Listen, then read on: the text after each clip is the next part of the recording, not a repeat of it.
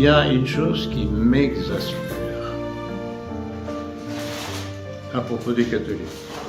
C'est à la fois cette espèce d'angélisme qui fait qu'en fait ils ne réagissent pas. Et ce qui fait qu'en fait les mêmes causes produisent les mêmes effets et que le monde catholique est toujours une victime. Ça, j'avoue que ça me met la rage. Il faut se défendre. Sinon soi-même, et tout au moins ce en quoi on croit. Si on croit réellement, on doit se défendre. Alors, regardez les catholiques d'aujourd'hui.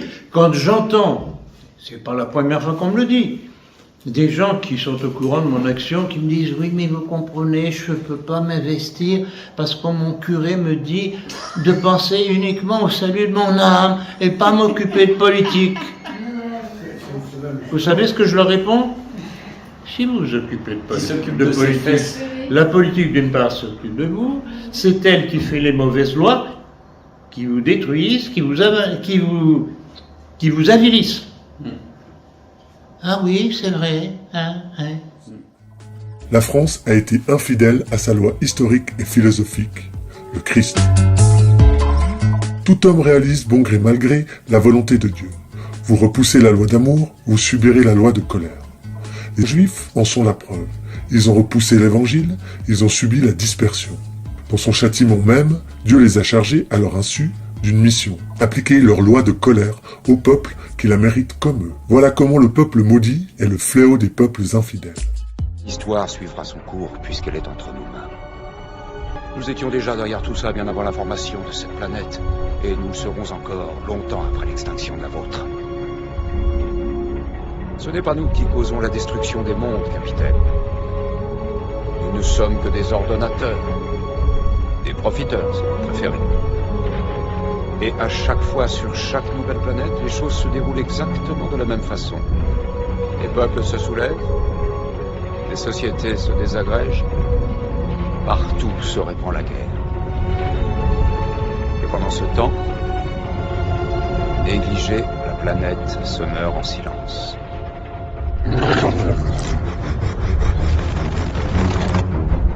Voilà comment le peuple maudit est le fléau des peuples infidèles. Seule sa conversion au catholicisme tuerait la révolution. Quelle précieuse recrue pour l'Église que la conversion de cette nation, dont il est juste de reconnaître les merveilleuses qualités naturelles. Ce peuple n'a pas été en vain autrefois le peuple de Dieu, choisi et formé par lui. C'est la race à laquelle appartiennent Jésus, Marie et Joseph, les apôtres et les premiers chrétiens. Si quelques gouttes de la charité de Jésus-Christ et de sa véritable Église tombaient dans ses cœurs, quel homme complet et parfait ne ferait-il pas? Nous admirons cette transfiguration dans nos convertis au catholicisme. La liste de ces saints et savants juifs, que la grâce a conduit de nos jours au pied du vrai Messie, serait trop longue à faire. Quel beau nom elle renferme. Et si la nation entière était convertie, quel peuple? Nous ne redouterions plus alors sa domination universelle. Nous l'appellerions au contraire de tous nos vœux. Avec leur génie, leur dévorante activité, leur naturel énergique et toutes leurs autres qualités transformées et surhaussées par les dons de l'Esprit Saint, les enfants de Jacob auraient promptement gagné l'univers à Jésus-Christ. Prions donc ardemment pour la conversion des Juifs et des francs-maçons, leurs prosélytes.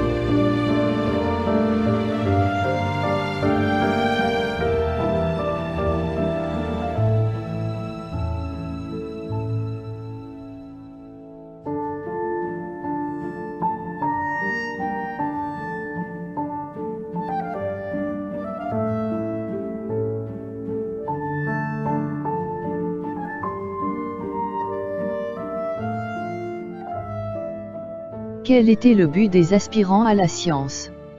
Ils cherchaient le secret du grand œuvre, ou la pierre philosophale, ou le mouvement perpétuel, ou la quadrature du cercle, ou la médecine universelle, formule qui les sauvait souvent de la persécution et de la haine en les faisant taxer de folie, et qui toutes exprimaient une des phases du grand secret magique, comme nous le démontrerons plus tard.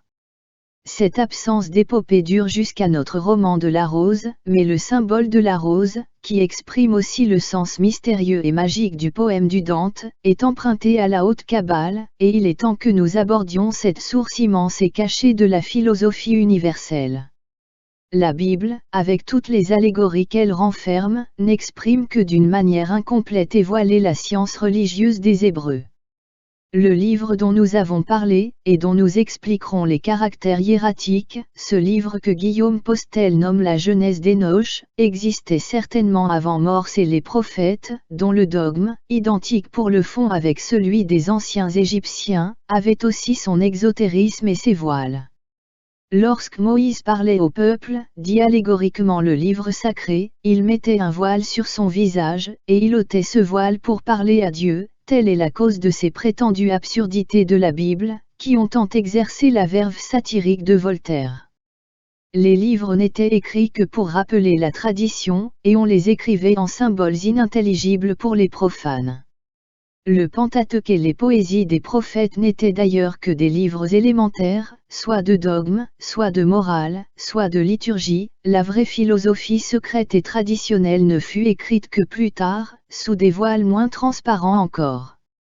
Et c'est ainsi que prit naissance une seconde Bible inconnue, ou plutôt incomprise des chrétiens, un recueil, disent-ils, de monstrueuses absurdités, et ici les croyants, confondus dans une môme ignorance, parlent comme les incrédules, un monument, disons-nous, qui rassemble tout ce que le génie philosophique et le génie religieux ont jamais pu faire ou imaginer de sublime, trésor environné d'épines, diamant caché dans une pierre brute et obscure. Nos lecteurs auront déjà deviné que nous voulons parler du Talmud. Un livre qu'il place au-dessus de la Bible elle-même a puissamment servi à entretenir cet esprit chez eux, jusqu'à nos jours, le Talmud. Monsieur Auguste Rochlin, professeur à l'université de Prague, l'a traduit. Quelques lignes suffiront à en faire connaître l'esprit. La domination sur les autres peuples doit être le partage des Juifs. En attendant la venue du Messie, les Juifs vivent dans l'état de guerre continuelle avec les autres peuples. Quand la victoire sera définitive, les peuples accepteront la foi juive. Les non-juifs n'ont été créés que pour servir les juifs nuit et jour. Dieu donne toute puissance aux juifs sur les biens et le sang de tous les peuples. L'argent du non-juif est un bien sans maître, en sorte que le juif a le droit d'en prendre possession. Dieu nous a ordonné d'exercer l'usure envers le non-juif, de façon que nous ne lui prêtions pas assistance, mais que nous lui fassions du tort. Les Juifs seuls sont des hommes, les autres nations ne sont que des variétés d'animaux. Les âmes des non-juifs viennent de l'esprit impur, et les âmes d'Israël viennent de l'esprit de Dieu. Le peuple judaïque, régnant éternellement sur tout l'univers, ayant tous les goïms pour esclaves, voilà depuis 3000 ans le rêve de ce peuple, le but qu'il poursuit à travers toutes les vicissitudes et par tous les moyens. Joseph Lehmann a fort bien dit. L'imagination d'Israël n'a jamais cessé d'être hantée par un rêve de domination universelle. Des pages et des livres entiers du Talmud expriment le sentiment qui agite l'âme juive, dont les lignes ci-dessus ne donnent qu'une bien faible idée. Telles sont les convictions que le Talmud et l'enseignement qui en est donné ont fait entrer dans la conscience juive. Là est le principe de l'action que le juif s'efforce d'exercer au sein des autres peuples. La source de ses espérances, la justification de son orgueil et de l'ambition qui veut assujettir tous les peuples à son empire. L'heure de ce triomphe et de cette domination approche, pense-t-il. Les études de l'époque ne reconnaissent pas ce Christ comme le Fils de Dieu incarné annoncé par les prophètes. Et ces élites juives se rebellent. Déjà, elles se sont rebellées en le condamnant à mort. Et le comportement de l'Église, d'ailleurs, à ce sujet, je ne fais que rapporter, parce qu'il faut que je fasse gaffe, parce que dire que le feu brûle, déjà, on se fait mal voir. Oui, bien sûr. Je ne fais que rapporter l'enseignement de l'Église depuis cette époque, jusqu'à Vatican II en tout cas, était de dire que le peuple juif est déicide et donc n'ayant pas reconnu la divinité du Christ. Et la direction rabbinique de l'époque, se révoltant, va construire, élaborer, j'allais dire un autre code religieux qui est le Talmud, qui est le code civil, politique et religieux de la synagogue, refusant de reconnaître le Christ comme le Fils de Dieu annoncé au cours du dans l'histoire du moshéisme. Et ce Talmud va être élaboré, en gros, de grosses œuvres, entre 100 et 500 après Jésus-Christ. Et donc, je tiens à préciser, il a été élaboré, ce Talmud, en opposition uniquement au christianisme, qui montait en puissance, 313, l'édit de Constantin, etc., et élaboré surtout parce que vous avez de nombreux païens, et de nombreux juifs qui se convertissent au christianisme, ce qui fait que, par exemple, pour les juifs qui se convertissent au catholicisme, christianisme, eh bien, la synagogue, la direction de la synagogue se rend compte qu'elle est en train de perdre ses ouailles et en fait la part du marché devient de plus en plus réduite et congrue. Et c'est la création du Talmud et le contre-modèle qui n'a plus rien de chrétien pour contrer cette conversion progressive des Juifs au christianisme. Et ce code civil, politique et religieux de la synagogue, dite rebelle au christianisme, est donc un contre-modèle. Et c'est si vrai qu'il faut lire en particulier les travaux de cet universitaire français qui s'appelle Thierry Murcia, M-U-R-C-I-A. Sa thèse que j'ai, ça a été édité en livre, Jésus dans le Talmud, précise que ce Talmud de Babylone et de Jérusalem condamne ce Christ qui s'est présenté comme le Fils de Dieu incarné, et il est condamné, c'est le traité Gitin 56b 57a, il est condamné dans des excréments bouillants. Donc pour vous dire que ce nouveau judaïsme, le Talmud, n'a strictement rien à voir avec la partie d'avant qui était, elle, annonciatrice. Et outre ce Talmud, il y a deux autres points qu'il faut citer, qui est la Kabbale, qui est l'interprétation ésotérique du judaïsme rabbinique, l'évocation des esprits, la Gematria, c'est-à-dire jouer sur la valeur numérique des lettres pour trouver dans la Bible des messages secrets, des révélations secrètes. Et ça, c'est formellement opposé au christianisme, évidemment. Toutes les religions vraiment dogmatiques sont sorties de la Kabbale et y retournent, tout ce qu'il y a de scientifique et de grandiose dans les rêves religieux de tous les illuminés, Jacob Boehme, Swedenborg, Saint-Martin, etc., est emprunté à 14 Kabbales. Toutes les associations maçonniques lui doivent leurs secrets et leurs symboles.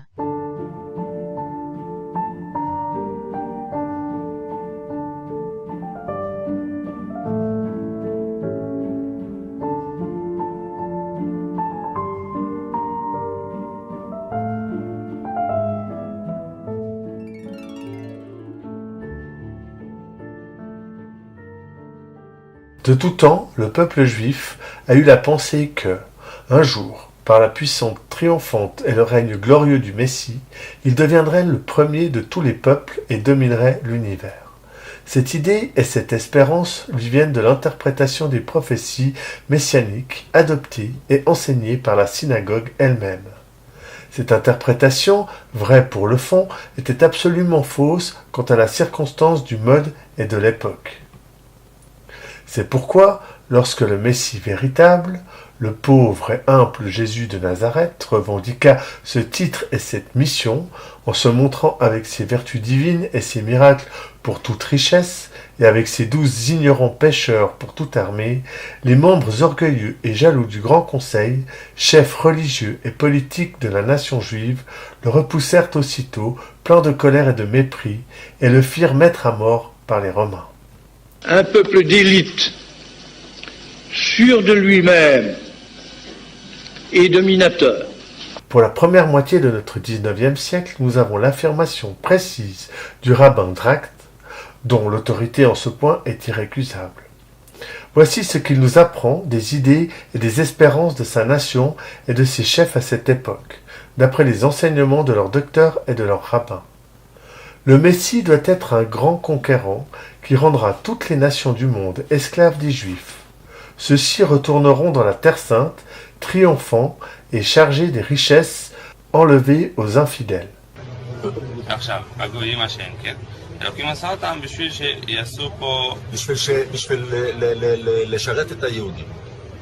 כל הגויים שאתה רואה שיש בעולם, המיליארדים האלה, הם הכל רק בשביל שהיהודים יהיה להם איזה תועלת. אז אוטומטי עדיין הם עוד לא משרתים אותנו לגמרי, רק חלקית. כל אחד יהיה לו, כשמשיח יבוא, אז כל אחד יהיה לו יהיה לו אלפים עבדים, 2,800 מי ששמע את התנאים.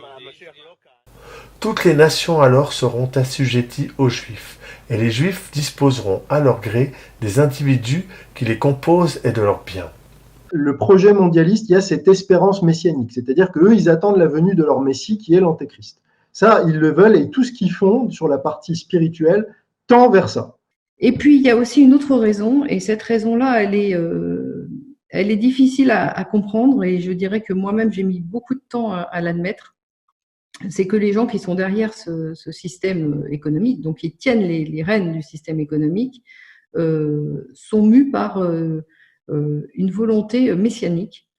Le révérend père Ratisbonne, juif converti, devenu prêtre catholique, fort au courant des choses de sa nation, disait en 1868 : « Naturellement habile, ingénieux et possédés par l'instinct de la domination, les Juifs ont envahi graduellement toutes les avenues qui conduisent aux richesses, aux dignités, au pouvoir.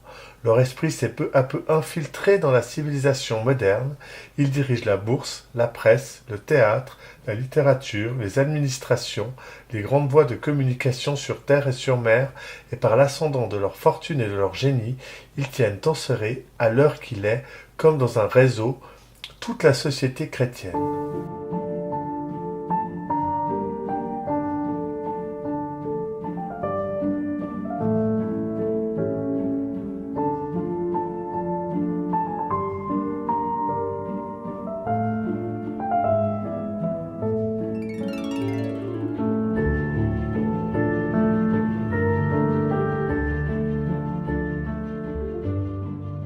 La deuxième histoire, c'est celle qui, à mon avis, résume le mieux qu'aucune théorie économique, ce qui se passe aujourd'hui.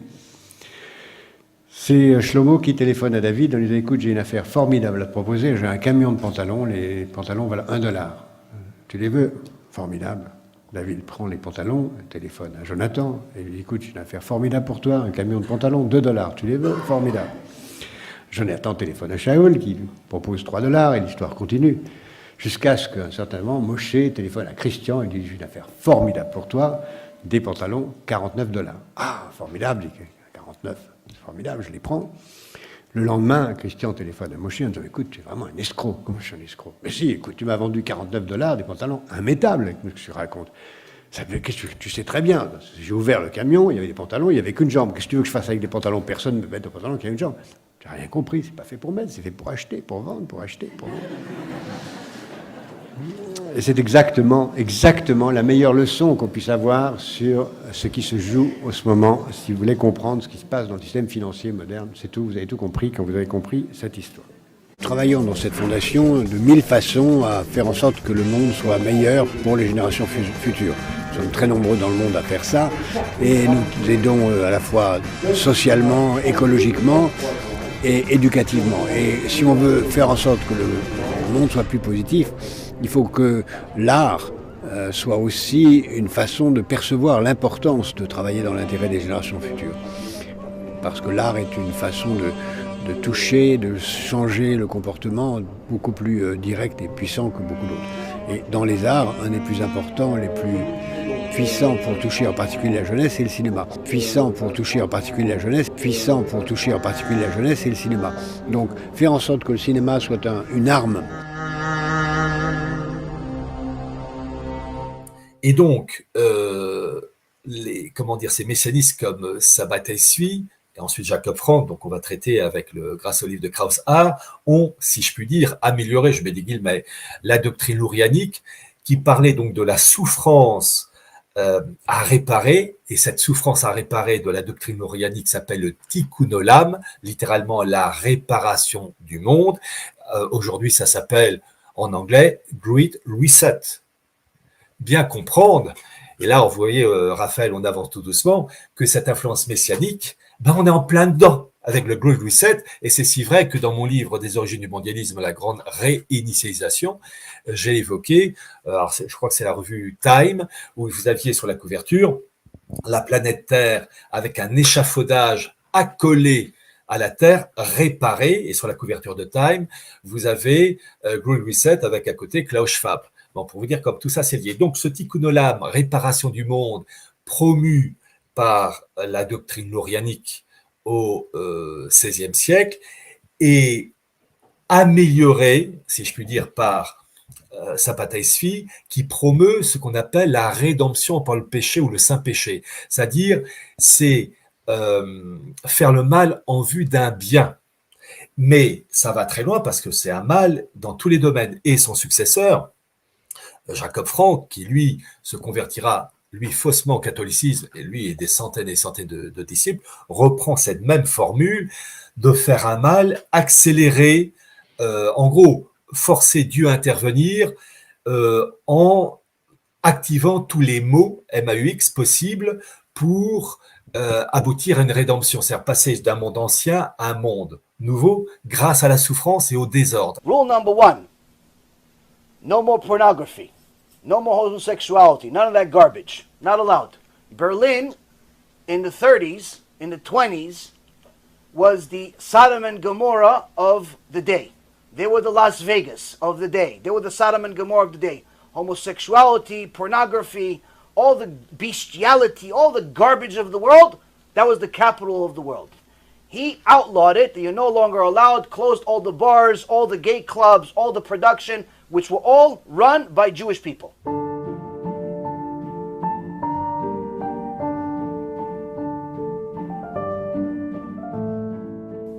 Les principes modernes ont été formulés dans la Déclaration des droits de l'homme.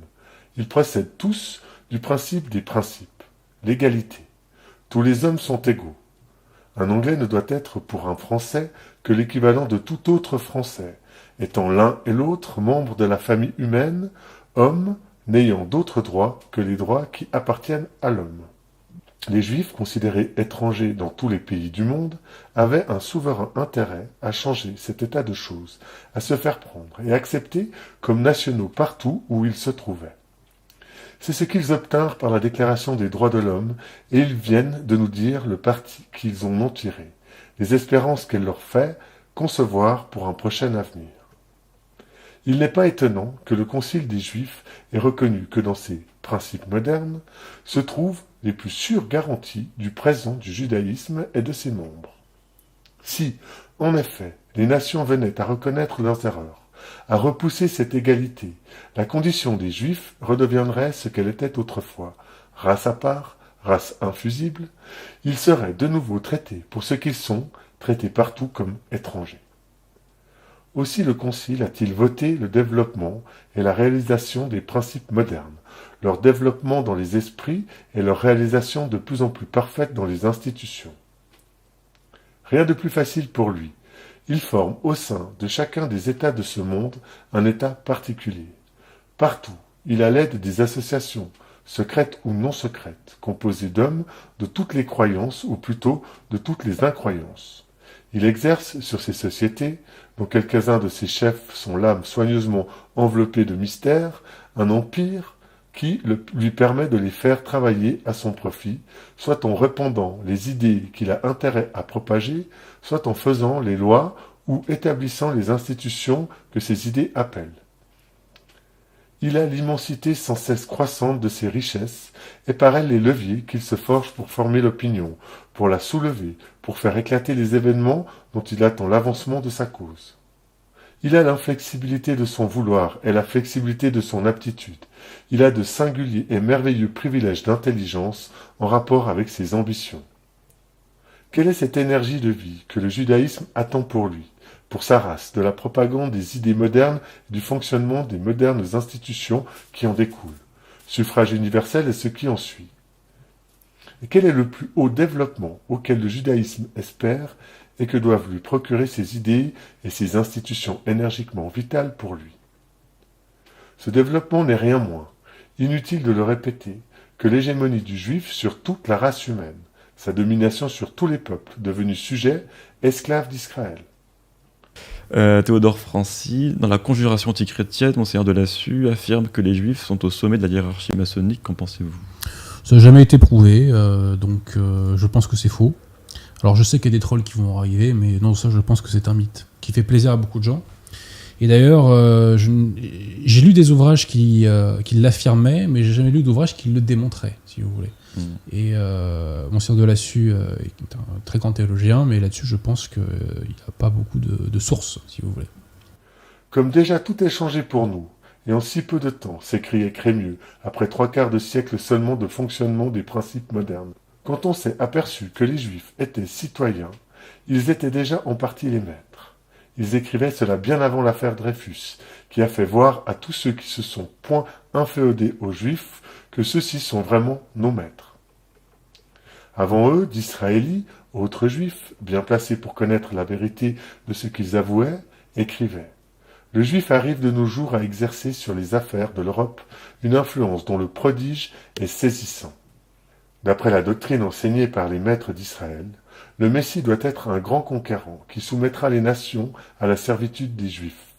Ceux-ci reprendront la Terre sainte, triomphants et chargés de richesses qu'ils auront arrachées aux infidèles. Alors tous les peuples seront assujettis aux Juifs, et à ceux-ci appartiendront les biens et la puissance des vaincus. Je dirais, les mecs, il y a autre chose que les Juifs et les francs-maçons dans la vie aussi, quand même, j'aimerais vous le dire. Elle a tellement été posée que j'ai fini par la poser. Non, je sais bien, mais la vie, ça se limite pas à ça. Oui, hein. c'est sûr. Voilà.